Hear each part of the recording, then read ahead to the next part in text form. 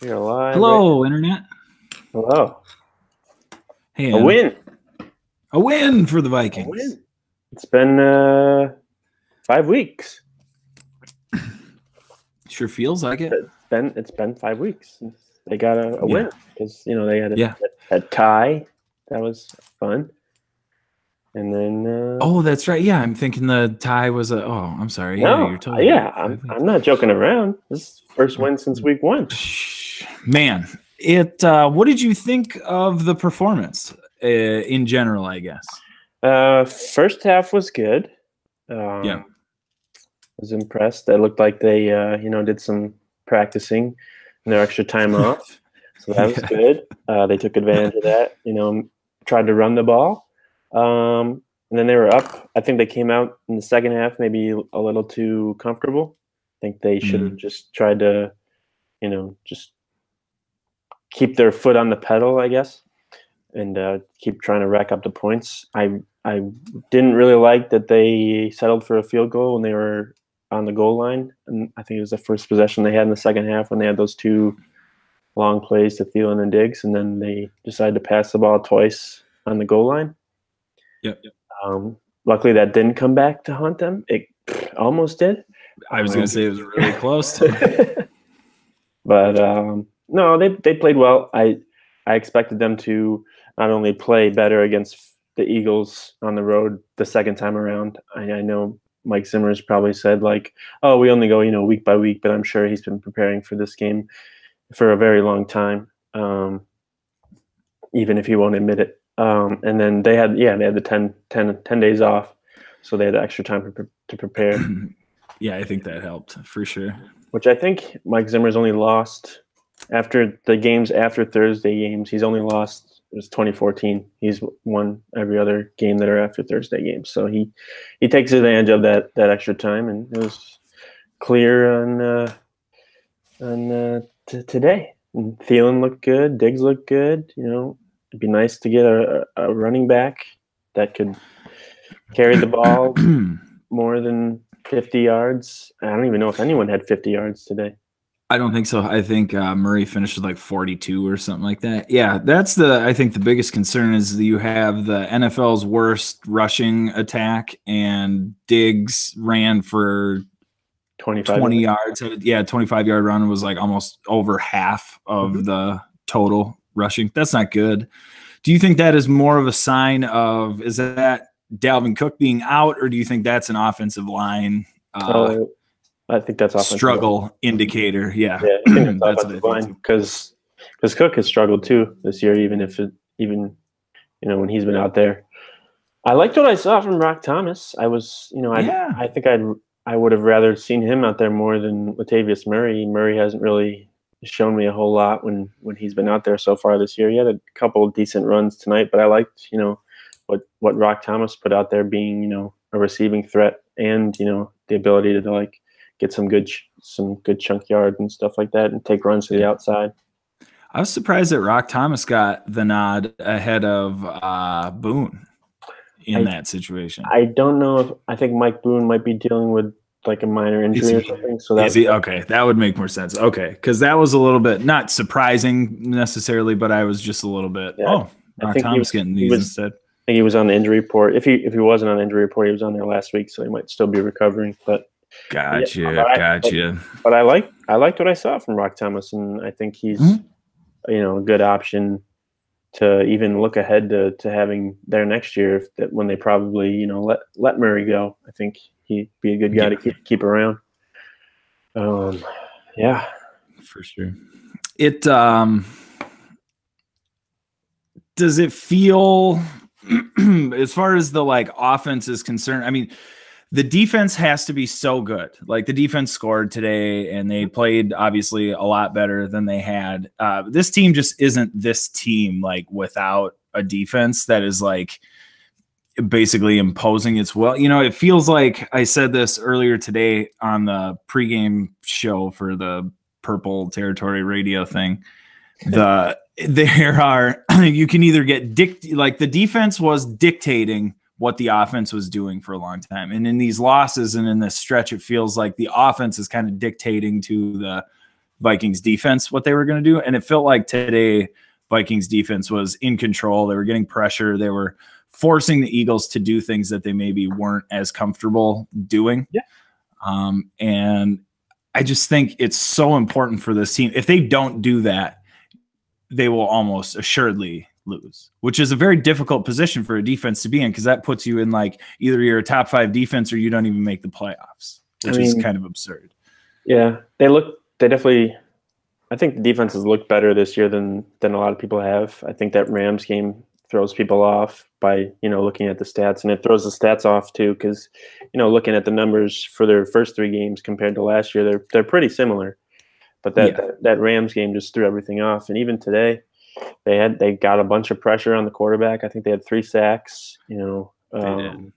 I think that was the biggest difference, was they just didn't seem to get pressure on the quarterback. And it's like, especially in that Green Bay game, it was like Rodgers was just out there for so long. And, even Josh Allen in the Bills game is like, he just had forever to pick the defense apart. And if somebody has that long, even if you're a great defense, you have no shot in the NFL. Yeah, I think Zimmer's still trying to figure out, who of his, players that didn't play as much last year, who's the best at, blitzing and stuff, and who can he afford to not keep in coverage. And I think Harrison Smith, he did blitz a bunch today, but I think he was more in coverage today, which is probably what, the Vikings need to do, because Sendejo is not looking too good back there by himself. No, he's really not. I did notice earlier today, because in the game against the Rams, it felt like Barr was isolated in mismatches so often.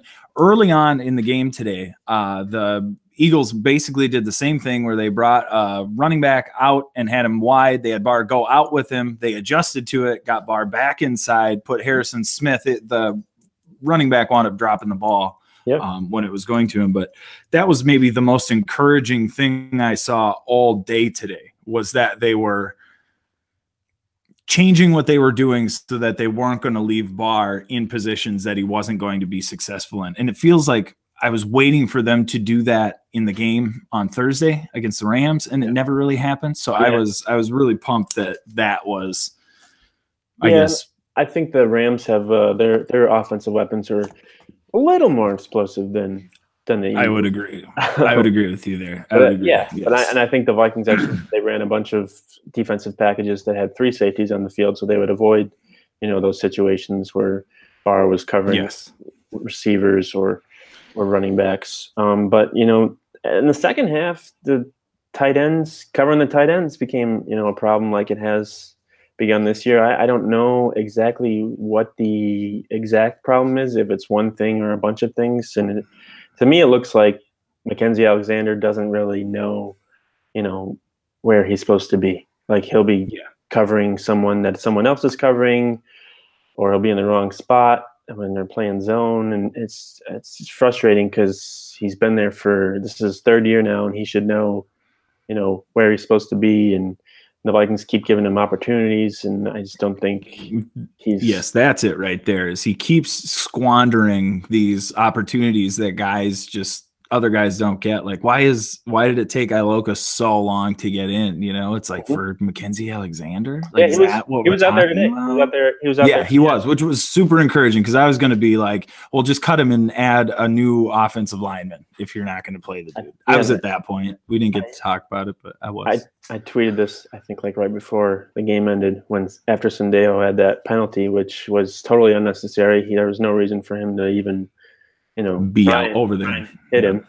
And I was like, well, they could trade Sendejo tomorrow, and I wouldn't, I wouldn't really care, because I'm in my mind. But in my mind, I'm thinking they have Iloka behind him. And they have, and Sendejo, to cut him next year would cost the Vikings nothing. So I think that's an attractive contract to, put out there. And I'm not impressed with, Sendejo had a good year last year. But that was like his only really impressive year since he's been with the Vikings. And now I feel like he's back to the way he was, and, just letting people get by him and he's a liability again. And whether it's in coverage or with the hits now, it's on a 2-point conversion where he missed that tackle. Yeah, it's like you just can't. You hold your breath when you figure out that it's him in the in that position. Yeah, I wouldn't hate that move. No? Knowing the Vikings' luck, immediately one of them gets injured, and they're like, "Oh, we wish we would have him now." But yeah, I mean, yeah, he's been underwhelming. I think Mackenzie Alexander hasn't been all that impressive. I know injuries hurt, with Wayne's being out and whatever, but where's Eric Kendricks too, by the way? Where's he? I don't think he's been himself really. Like what we're used to, like him being like a ball hawk or all over. Yeah, flying all over the field, and he hasn't really been doing that. He got burned for that touchdown by a running back that looked a lot like the Alvin Kamara play in the playoffs last year. Pretty much like the same thing, where it was right over the top. And I'm not sure about that catch. No, I'm not either. And I know they looked at it and confirmed it, but maybe that is the difference between the new rule versus the old rule, where last season that's not a catch, but this season it is. I don't know, because I looked at that and I was like, nice, that's no catch. Like he didn't survive the ground. And then I was like, oh, wait, I don't think you have to survive the ground. Yeah, I don't. But yeah, that was if you're going to I don't know. I'm sure I did think it was funny during the broadcast, though, because you could tell Joe Buck and Troy Aikman were both like, I'm not touching that with a prediction. Like, nope. It's like, well, he looks like, yep. He caught it, feet are down. So what is the rule? I mean, this might be a Vikings fan speaking, but that roughing the passer on Michael Bennett, I had no problem with that. Like, I wasn't like, if he went for the legs. Like, even if you're pushed into the legs, you cannot hit a quarterback, below the knee or whatever. I think that's another one where you can hate that rule, but you can't hate the fact that it got called. If you're blocked into him or not. If it happens, they're gonna call it. Yeah. And even I think that it was a play after where Kirk Cousins threw the touchdown to Thielen and Michael Bennett clotheslined him. Yeah, it was. Yeah. That could have been roughing the passer. But that's what I was just going to say. You could have called it on that play more so than I think the one around the knees. But that's the rule. You can hate the rule. I'm not saying I love the rule. I'm not saying that I would agree with that. Do I call that roughing the passer? Not so much. But the NFL sure does. Mm-hmm. I'll take that penalty. Based on the rules, that's how it is. Yes, it was a good call, but a bad rule. If the Eagles fans want to complain about that, like not being able to or letting the Vikings score, then score more points in the first half. That's how you gotta do it. Penalties penalties shouldn't affect the final score of the game for the most part. And the Vikings left a lot of points out there as well, because how many did Dan Bailey miss? Did he miss 2 of them today? He missed 2, but they weren't like, I didn't feel like they were ridiculous misses like we've seen in the past, like Blair Walsh. Listen to us. I mean, he didn't make them, but it didn't look awful. Well, he nailed that. You're right. A 52-yard field goal. He nailed that. That's totally. Why Daniel Carlson would have made that. No way. No, he would not have. And I was just going to say that's clutch. That's a clutch kick. That's why you bring in a guy like that, and that's why you don't bring in a rookie, is because a rookie can't do that. Dan rookie Bailey going on there, peeing his pants and freaking Bailey out, knowing that, what am I going to hear on Twitter about it? That's what I think. I think Daniel Carlson got the Twitter yips. That's a new thing. Even what Erin Andrews said when she talked to Mike Zimmer at the half, about she asked him about Dan Bailey, and he was like, I have no idea. He's never missed in practice, so I don't know what's going on. Yeah, I've never seen it. But yeah, like the one miss was off the crossbar, and the other one was like just on the outside. So I wasn't like, I can work with that. Yeah, it's not like a Blair Walsh where it goes into the sidelines. Yes, where it totally. See, here's what we need. It's the net. If you miss the net behind it, if you're kicking it in the we can't have it. Yeah. Yes, like Mason Crosby today. He did good for the Packers. Oh my God, it was missed 5 kicks and an extra point. Just wonderful to watch, because you're gonna have a job tomorrow. I see, and that's the other thing, is everybody there likes him. He's made a lot of big kicks for them. He pretty much cost them the game. I love watching a different team go through. You have 16 points. It's crazy. What a weird week. And then like The Bills won. Mason Crosby does all that, and then the Panthers dude Gano hits a 63-yarder to win the game. Like that's obscene. A 63-yard field goal to win. Like shut up. Yeah, you can do that. I think he's made like 37 straight field goals, and that's bonkers. He was a free agent this year, and I wanted the Vikings to go after him, but I think the Panthers actually franchise tagged him, so that couldn't have worked out. Terrible mistake.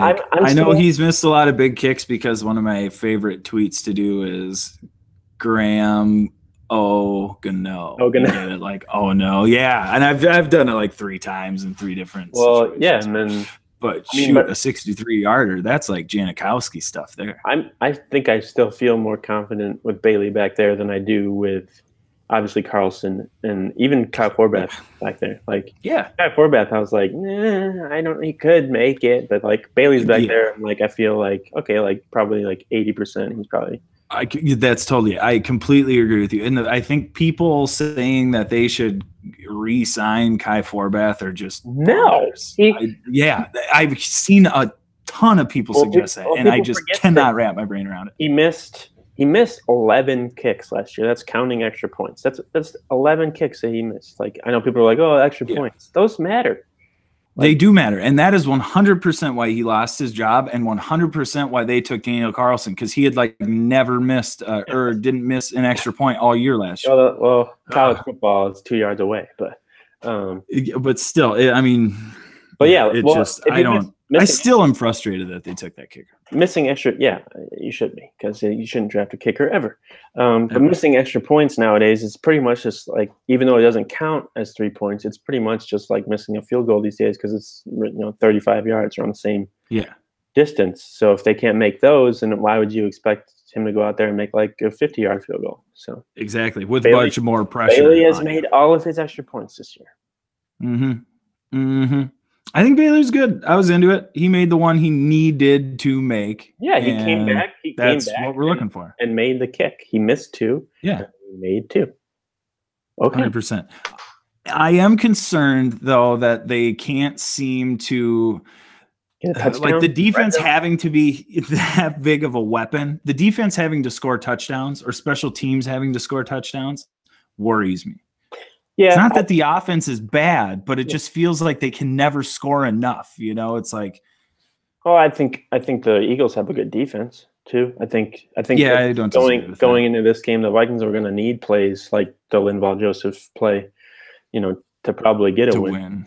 Yeah, that's true. It is a really good team, and if you have a score like that on Thursday, they probably beat the Rams that week too. Yeah, because that's how you beat good teams in the NFL, is you get big plays like that. That's a great point. That's a great point. You're totally right. And maybe I'm short. I'm selling the Eagles short because there's so much weird stuff going on in the NFL right now that like I'm having a hard time figuring out who's actually good and who's not. Like Atlanta's 1-4, and I thought they'd be good, but maybe they're like, I don't know anymore. I don't know.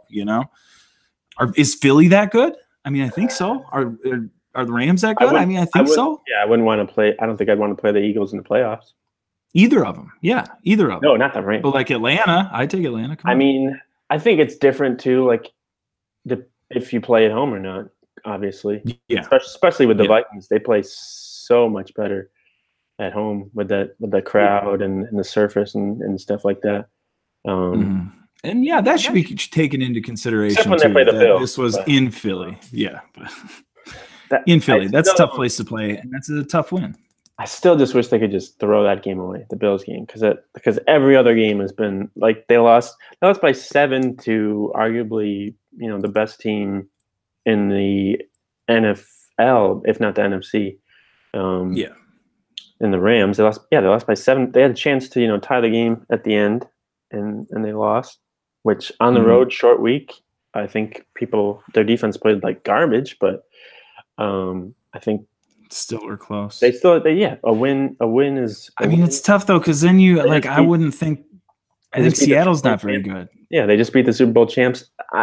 Because Seattle and the Rams were playing a close game.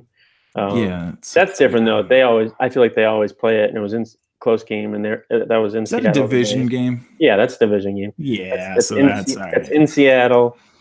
Yeah. So, those are all reasons enough for a bad Seattle team to do that.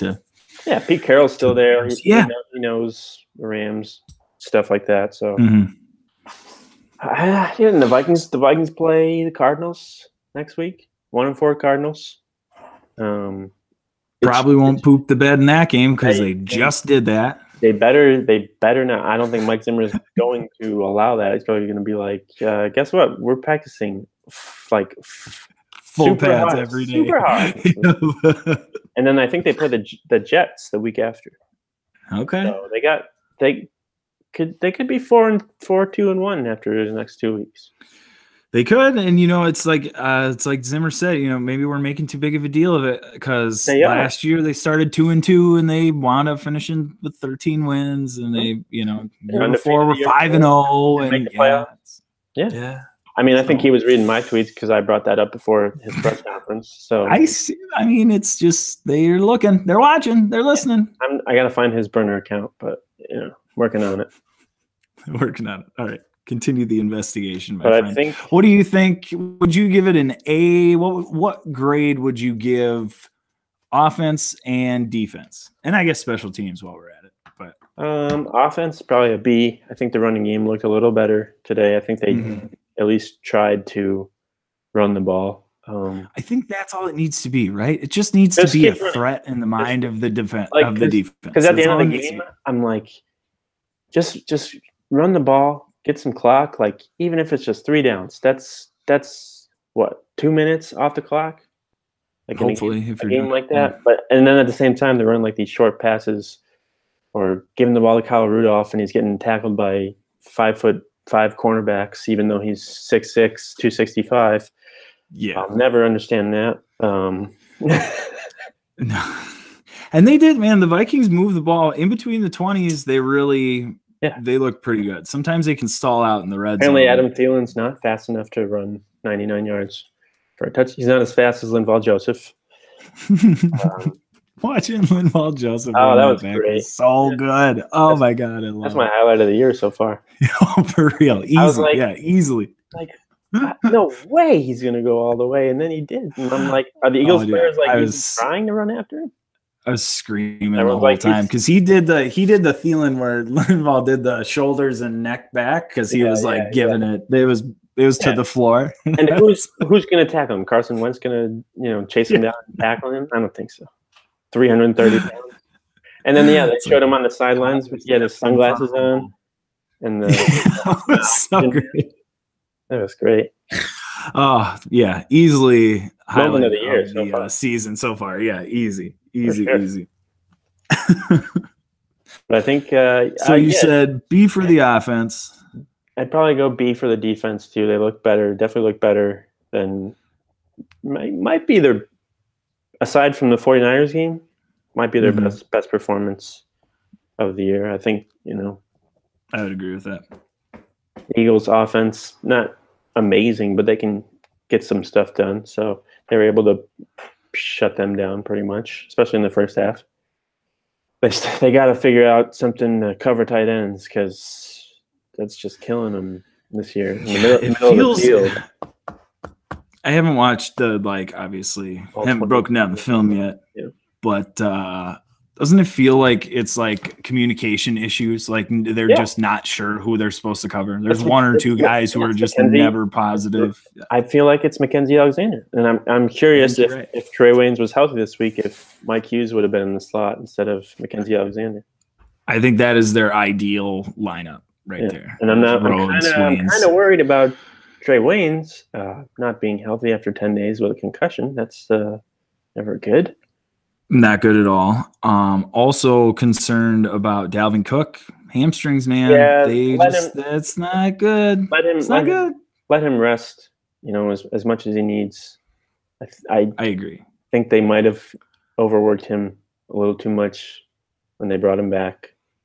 I think we talked about that where they probably should have eased him in. And now he touched the ball like the first 6 plays they gave him the ball. He had like 50 touches in the first 2 games. And then he got hurt. For real. Yeah. So shocking. Yeah. I'm going to go with a B on offense. Is the sky still falling in Minnesota? Are we going to fire Mike Zimmer and fire Rick Spielman this week? Is that going to be listen, man. Nobody said Zimmer was getting fired. They just said he was on the hot seat. No, all right? There's a little warmth to the seat. No, I think that here's the frozen solid. Frozen solid. Minnesota. I think that the problem, the freak out, I think happened because this team is so defense oriented, and the defense was the part that was looking like I don't want to say worst out of the whole, scary situation, but the thing we counted on for all, I think people forget the Thursday night aspect going into those games. Those games are so weird. Every week. They are. Anything that you've expected from one team going into a Thursday game usually doesn't happen. Yeah. The Eagles normal odds don't work. Eagles are playing on Thursday night this week. They could lose that. That's on the road against the Giants. They could lose. Nice. That would be amazing. 2-4. Packers lost. Dude, we're on the white. Yeah, who are the Bears? The Bears are playing Monday night. They're playing against the Redskins? Yeah, I think so. Okay. I'm interested to see. I'm still skeptical on the Bears. Everybody likes them a lot, and I know their defense is really good, but I just don't know if they can, every team's going to deal with injuries, and I don't know if they have the depth on either side of the ball to survive the length of the season. Yeah, that's what I'm saying is there's some real freak out, or I don't want to say freak out, but nationally people are kind of going nuts over the Bears. Oh yeah. First they beat the Bucks. Woo. Oh no, the Bears have a bye this week. Oh. They play screw you, Bears. Ooh, and the Vikings play them in November. That's the first time they meet at Soldier Field at 1:00. So it won't be a night game, That's good. I mean, it's better than the past. Nah, but yeah, God, they have trouble at Soldier Field. Hey, Case Keenum threw for a touchdown today. First time since week 1. Yeah, good for him. Yay, yeah. Chase. How's that team doing? Did they lose again? They lost. They got killed by the Jets. Woo! By the Jets. Super fun. That's always a good day. Sammy Darnold. Gotcha. Yeah, this season is pretty weird. It's so goofy right now. Yeah, I'm having the NFC. People are freaking out because the Vikings 1-2-1. I'm like, yeah, but look at the rest of the NFC. Look at everybody else. Who's gonna get in the playoffs? No, it's chaos right now, and I feel like there's going to be one or two teams that will that will be close and be able to use that as momentum to get them into the playoffs. A weird team or two, but you got to think that the Pittsburghs and the Vikings of the world will kind of rise to the top as the season goes forward. Yeah, you look at with the Patriots. They every year September, they're always 2-2, or they suffer a bad loss and then they win 11 straight and go to the Super Bowl. No, it's totally because every single year now we start doing that. Is Brady too old? Are the Patriots over? Every year we do it because they lose one early in the season and then they're always in the Super Bowl again. So maybe that'll be the Vikings this year. I would like for that to be the case. Sky was falling a week ago. Just trade everyone and get everyone out of here. Just start over. I don't know why they signed Kirk Cousins. All this. So. This week, and I think the Bills game was just chaos. Throw that away. I think the Bills game was the one that even the most excited Vikings fans were like, we can't anymore. We don't know. Nobody knows. The best thing about that game is that it happened in week 3. That's true. It didn't happen at the end of the year when they're trying to fight for a playoff spot or a seeding or whatever.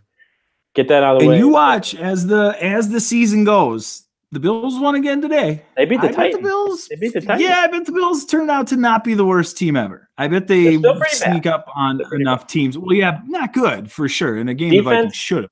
Defense is better. I think we'll look at the Bills' record at the end of the season and be like, yeah, see, that probably, wasn't that I think shocking. they probably win 6 games. 6 games probably.